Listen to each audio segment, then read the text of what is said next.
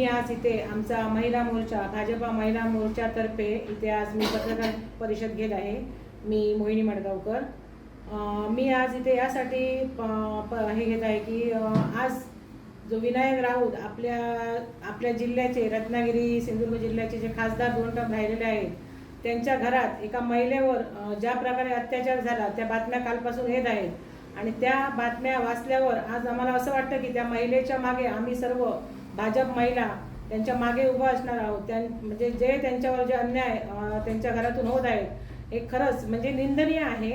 असे ह्या काळात जर असे अत्याचार जर महिलांवरती होत असेल आणि ते पण एखाद्या राजकीय जो नेता आहे जो खासदार होता परत तिचा जो नवरा आहे तो नगरसेवक आहे आणि अशी पार्श्वभूमी असताना त्या महिलेला जर एवढा त्रास होत असेल तर खरंच ही गोष्ट निंदनीय आहे। जे तिच्यावर जो अत्याचार झाला आहे तिचे केस कापले गेलेले आहेत किंवा जे जादूटोणा किंवा जे काय अशा अघोरी शक्ती आहेत त्या तिच्यावर करण्यात आलेल्या आहेत। तिचं केस कापणे म्हणा, तिला गोमूत्र प्यायला देणं, अजून खूप काही त्याच्यामध्ये डिटेलमध्ये गेलं तर प्रत्येकाला कळेल, पण हे चुकीचं आहे असं होणं आणि ह्या महिलेला न्याय मिळायला पाहिजे। आता आमच्या सरकारमध्ये महिलेवरती कुठच्याही महिलेवर अत्याचार झाला तर आमचे सरकार लगेच त्याच्यावर आवाज उठवणार आहे किंवा त्या महिलेला न्याय मिळवून देणार आहे। तरी पण लोकल ह्याच्यावर जर कोणी त्यांना जर पाठीशी घालत असेल तर आम्ही महिला शांत बसणार नाही।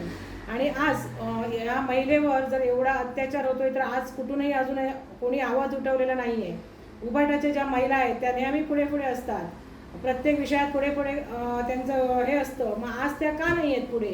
त्यांनी ह्या महिलेच्या विरोधात त्यांनी आज आवाज का उठवला नाही आहे? त्या महिलेच्या बाजूने त्या सक्षमपणे का उभ्या राहिलेल्या नाही आहेत? पक्ष बाजूला राहतो। जेव्हा एखाद्या महिलेवर अत्याचार होतो तर एका महिलेनेच तिच्या पाठीशी राहायला पाहिजे, तिला साथ द्यायला पाहिजे, तिला त्याच्यातनं बाहेर काढण्याचा प्रयत्न करायला पाहिजे। आज ही परिस्थिती आज आपल्याला ती महिला स्वतः गिरिजा राऊत म्हणून ती स्वतः आज बाहेर पडून तिने आज जे काल स्टेटमेंट दिले त्याच्यामुळे आम्हाला हे आज कळलं आहे की हा काय विषय होता। पण हे खरंच म्हणजे आपल्या इकडचे खासदार होते ते राजकीय पार्श्वभूमी आहे त्यांना आणि त्यांच्या घरात जर ते अशी वागणूक देत असेल तर खरंच निषेध आहे। आणि मी सर्व महिलांना असं आव्हान करीन की त्या महिलेला जो तिचा शारीरिक छळ झाला आहे, जो मानसिक छळ झाला आहे, तिच्यावर जो अत्याचार झाला आहे त्यासाठी आपल्या जिल्ह्यातील सर्व राजकीय पक्षाच्या महिलांनी एकत्र येऊन किंवा सामाजिक पक्षात ज्या महिला काम करतात त्या सगळ्यांनी एकत्र येऊन त्या महिलेला आपण न्याय मिळवून दिला पाहिजे असं मी प्रत्येक महिलेला आव्हान करते।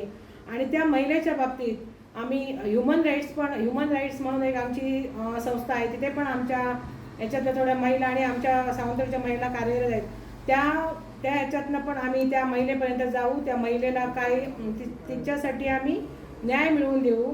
आम्ही आज त्या महिलेला या पत्रकार परिषदेमार्फत शब्द देते आणि आम्ही नेहमी तिच्या पाठीशी असणार आहोत आणि प्रत्येकाने हा आवाज उठवला पाहिजे। आणि मी आता ह्या पक्षातील विनायक राऊत आणि त्यांचा मुलगा जो तिच्यावर अत्याचार करत होता त्यांचा मी पूर्णपणे इथे भाजप महिला मोर्चा आघाडीतर्फे मी पूर्णपणे निषेध करते। आणि ही अशी घाणेरडी जी कृती त्यांच्या घरात झाली आहे त्याबद्दल मी खरंच सांगते, म्हणजे खूपच घाणेरडी कृती आहे। तर त्यांचं मी आज म्हणजे त्यांचं नाव घेणं अशा व्यक्तींचं हे पण एक लज्जास्पदच गोष्ट वाटते। त्यांचा मी पूर्णपणे निषेध करते आणि प्रत्येक महिलेला मी आवाहन करीन आपण सर्वांनी ह्या महिलेच्या मागे राहायचं आहे आणि ह्या विनायक राऊत आणि त्यांच्या मुलाने जे काही कृत्य केले त्याची त्यांना शिक्षा मिळायला पाहिजे। आम्ही पण आता जाऊन पोलिसात तक्रार करू की त्यांना लवकरात लवकर याची शिक्षा चौकशी होऊन त्यांची पूर्ण चौकशी होऊन त्यांना शिक्षा व्हायला पाहिजे। तसेच ते ज्या पदावर आहेत नगरसेवक पदावर ते पण पद त्यांचं रद्द झालं पाहिजे, कारण जर त्यांच्या घरातील महिलेला असा जर त्रास होत असेल तर ते समाजातील महिलांचा काय मान सन्मान ठेवणार, त्या महिलेला काय न्याय देणार, समाजात ते काय काम करणार? अशा जर घाणेरड्या वृत्तीचे जर लोक असतील पदावर, नगरसेवक पदावर किंवा आणि कुठच्या गोष्टींवर, ते लोकांसाठी लायक नाही आहेत असं मला वाटतं।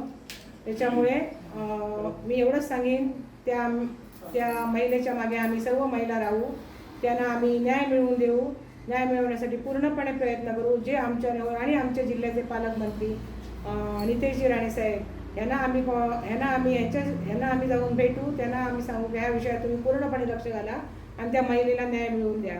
तसेच आमचे प्रदेशाध्यक्ष रवींद्र चव्हाण आहेत त्यांना पण आम्ही सांगू की आमच्या भाजप पक्षातर्फे त्या महिलेला न्याय मिळवून दिला पाहिजे. त्यासाठी पण आम्ही सर्व महिला प्रयत्न करू. मॅडम एकीकडे फिरोज शेख जे आहेत ते प्रॉपर सावंतवाडीचे आहेत, म्हणजे कोलगाव मधील आहेत आणि त्या दर्ग्याकडेच ते अघोरी कृत्य करत होतं असं गिरिजा राऊत यांनी आरोप केले. पण हे आरोप करताना माजी खासदार विनायक राऊत हे म्हणतात की ते खंडन करतात की हे आरोप पूर्णपणे खोटे आहेत. कसं बघताय तुम्ही? आता जर त्या मॅडम एवढ्या सांगत असतील की असं असं तिथे त्या महिलेला तिथे जर घेऊन आले असतील तर तिथे खरंच काहीतरी करण्यात येत असेल ना, तर ती महिला तर खोटं बोलू शकणार नाही. तर आता त्यांना जेव्हा पोलीस घेऊन जातील किंवा पकडतील तेव्हा ते खरं खोटं काय ते निदर्शनास येईल आपल्या. आपणही त्या गोष्टीत सांगू शकत नाही की ॲक्च्युअली तिथे काय झालंय ते. मॅडम गुन्हा दाखल झाला आहे पण अद्याप कोणतीही त्यांच्या अटकेची कारवाई अद्याप झाली नाही झाली तर तुमची भूमिका काय राहणार?